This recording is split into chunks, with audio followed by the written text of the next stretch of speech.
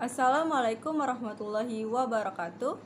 Saya Laras Aulianingsi dari kelas D ingin menjelaskan intisari dari buku Halusinasi.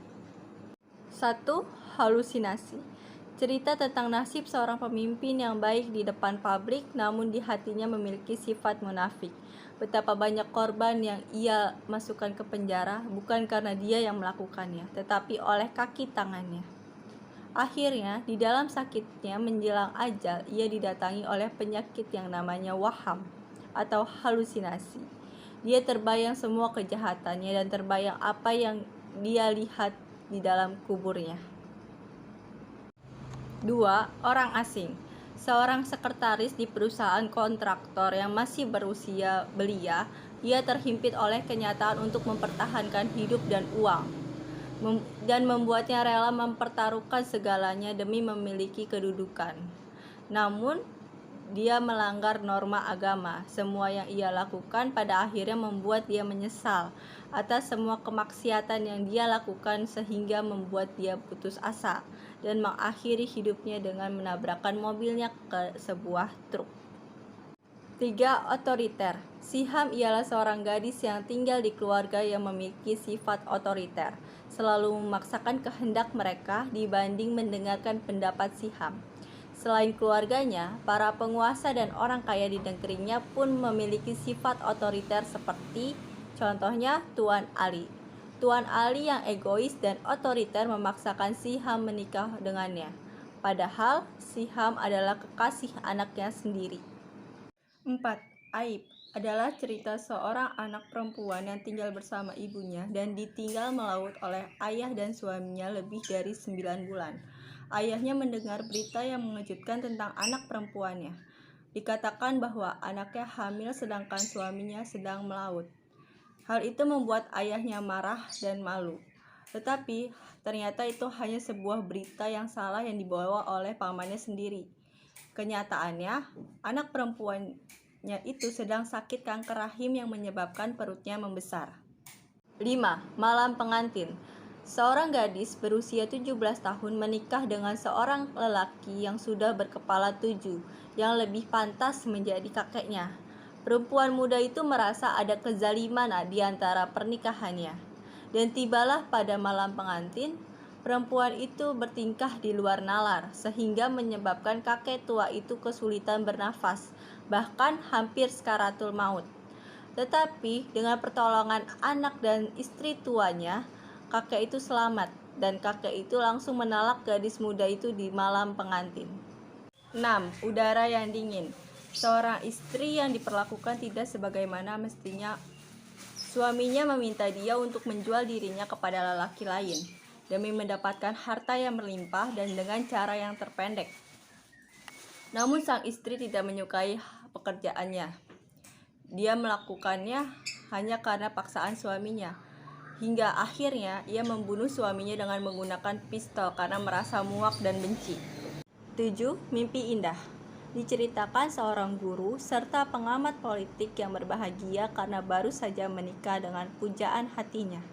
Tetapi, para rumah tangga yang terjadi menyebabkan suaminya masuk penjara karena politik yang ditulisnya. Setelah 1,5 tahun berlalu, ia pulang dan mendapati kenyataan bahwa istrinya berselingkuh dengan wartawan. Tanpa berpikir panjang, ia pun langsung menceraikan istrinya itu. 8. Hati perempuan. Kehidupan rumah tangganya diuji karena belum dihadirkan sosok anak.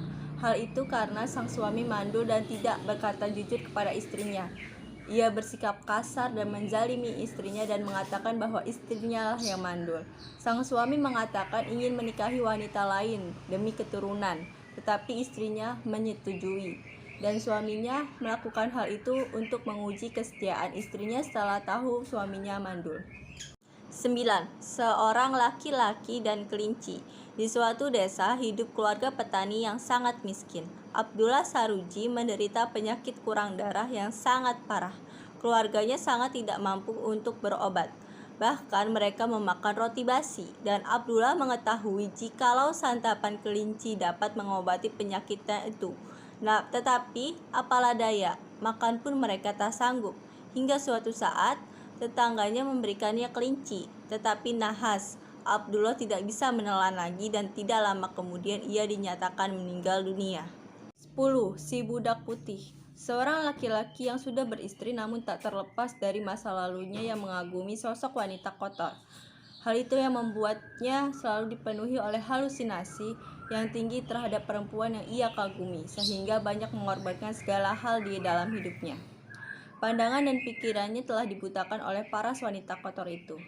Sewaktu ia tersadar akan kesalahannya, tetapi di waktu yang lain pula dia kembali terbawa oleh halusinasi hayalan yang hina itu. Sampai akhirnya dia tersadar dan berusaha ingin memperbaiki dirinya dengan sungguh-sungguh. 11. Salah arah.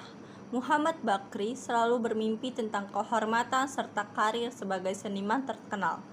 Tak lupa ia menulis naskah-naskah yang dianggapnya bisa bersaing di pasaran.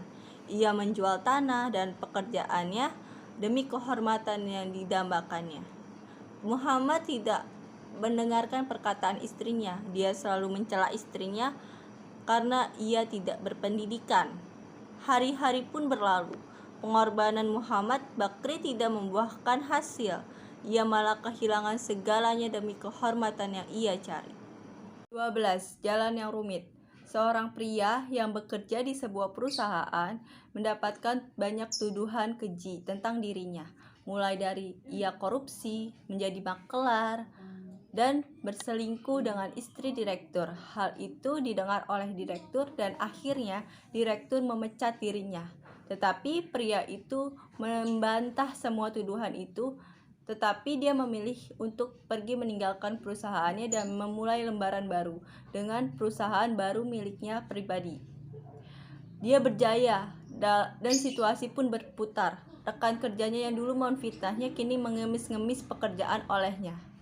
13. Negeri nan jauh. Para kafilah miskin datang ke suatu negeri. Mereka berasal dari negeri yang jauh, katanya. Lalu kafilah menyewa salah satu rumah janda yang tidak memiliki sanak saudara.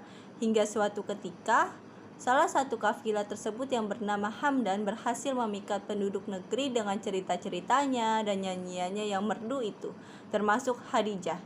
Ia sangat jatuh hati pada Hamdan, yang pada akhirnya menikah dengannya secara diam-diam. Tetapi karena kejadian tersebut, seluruh kafilah diusir dari negeri itu.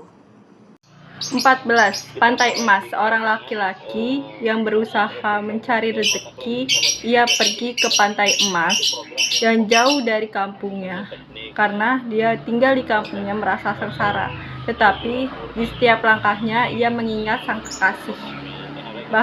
Bahkan ia berniat untuk menghadirkan kekasihnya ke Pantai Emas itu. 15. Kemuliaan wali Allah yang meliputi akhlak, ketakwaan, dan kesalihannya yang termasyhur hingga ke pelosok negeri. Syekh Wahdan memiliki 3 orang anak yang memiliki perangai yang berbeda darinya. Anaknya selalu membuat ulah di negerinya. Tetapi hal tersebut tidak mencoreng Syekh Wahdan sebagai panutan atau wali Allah. Hingga suatu hari, fitnah Abdul Muthalib, seorang penjual miras, merebak ke seluruh pelosok negeri. Tetapi hal tersebut tidak membuat citra Syekh Wahdan berubah hingga akhir hayatnya. 16. Malam tanpa rembulan. Pertengkaran yang terjadi antara 2 kampung yang diakibatkan oleh 2 orang. Hal itu kemudian ditepisnya oleh seorang dokter yang berhati mulia. Ia menolong seorang perempuan yang sedang melahirkan dari desa sebelah. Akhirnya kedua kampung itu berdamai. 17. Laki-laki di balik terali. Said seorang petani beras yang buta huruf serta dikenal sebagai petani yang berbudi pekerti dan soleh. Ia pun sempat menerima penghargaan dari pemerintah. Tetapi tanpa alasan yang jelas, Said dimasukkan ke penjara.